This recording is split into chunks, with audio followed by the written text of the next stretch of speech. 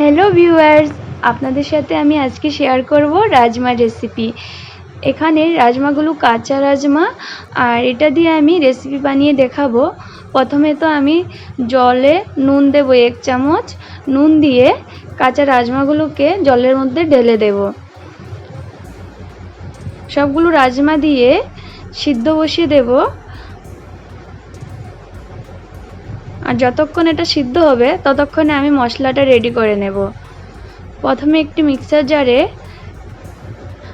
আদা আর রসুন, কাঁচা লঙ্কা আর দুটো পেঁয়াজ কুচানো দিয়ে দেব।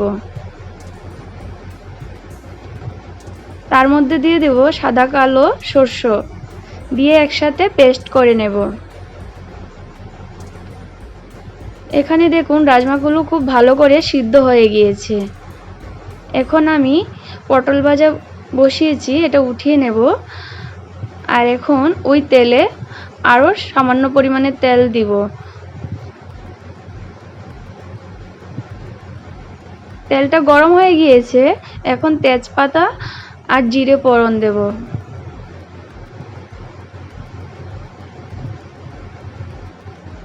জিরেটা ফুটে আসলে নাড়িয়ে দেব।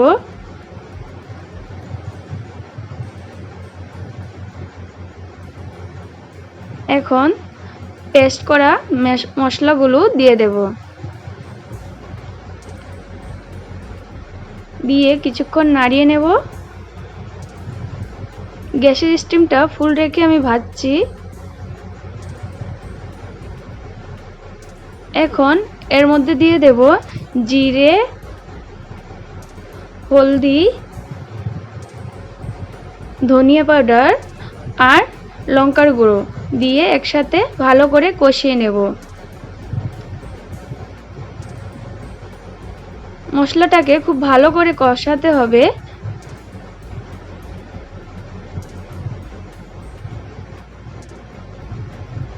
এখন আমি এর মধ্যে দিয়ে দেব দুটো কুচানো টমেটো। টমেটোটাকে দিয়ে ভালো করে কষিয়ে নিতে হবে, না হলে জল বের হবে। আর টমেটো থেকে অনেক জানেন জল বের হয়, তার জন্য অনেকক্ষণ কষাতে হবে। আমি ভিডিওটাতে খুব সিম্পলি দেখাচ্ছি, বেশি বড় বানাচ্ছি না, কারণ অনেক টাইম আমি কষিয়েছি টমেটোটাকে। এখন টমেটোটা পুরো শুকনো হয়ে ভাজা হয়ে গিয়েছে। দেখুন কষানোটা পুরো শুকিয়ে আসছে আর তেল বের হচ্ছে। পুরোপুরি কষানোটা হয়ে গিয়েছে।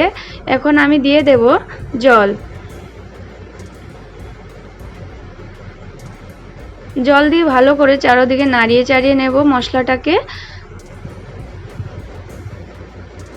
এখন নুন দিয়ে দেব 1 চা চামচ, আর দিয়ে দেব সিদ্ধ করা রাজমাগুলো, দিয়ে ভালো করে নাড়িয়ে ঢেকে দেব একটা থালার সাহায্যে। আর রাজমাগুলো সিদ্ধ ছিল, তার জন্য বেশি ঝোল দেইনি, কারণ ওটা পুরো গ্রেভির সাথে মাখো মাখো হবে আর খেতে খুব ভালো লাগবে। গ্রেভিটা খুব মাখো মাখো হয়েছে, দেখুন এটা হয়ে গিয়েছে। এখন আমি এর মধ্যে কুচানো ধনিয়া পাতা দিয়ে দেব, দিয়ে ভালো করে নাড়িয়ে দেব। দেখুন রাজমা রেসিপিটা খুব সুন্দরভাবে হয়েছে। আর আপনাদের যদি ভিডিওটি ভালো লাগে প্লিজ লাইক করবেন।